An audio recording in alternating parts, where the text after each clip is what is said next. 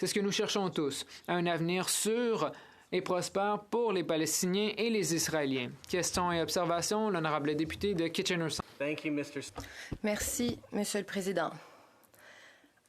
À un moment où un nombre considérable de gens, c'est-à-dire 1,1 million de personnes, sont à risque de famine à Gaza, et à un moment où la Cour internationale de justice a déjà demandé à l'État d'Israël de prendre 6 mesures provisoires pour empêcher le génocide, la motion du NPD d'aujourd'hui est importante pour forcer le gouvernement à faire cadrer ses gestes avec ses appels pour le cessez-le-feu.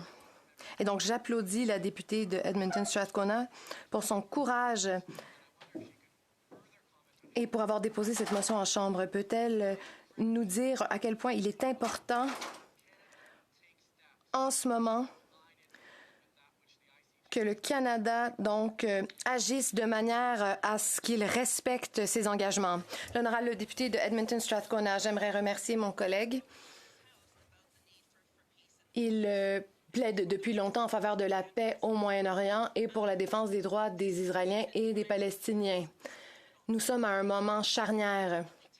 Il est essentiel que nous fassions ce qui est en notre pouvoir pour remédier à la situation. Nous devons collaborer avec nos alliés et envoyer le signal à la communauté internationale que les droits de la personne sont importants et que ceux-là ont de l'importance, peu importe où ils sont attaqués dans le monde. Les droits des Palestiniens ne sont pas moindres que les droits des autres.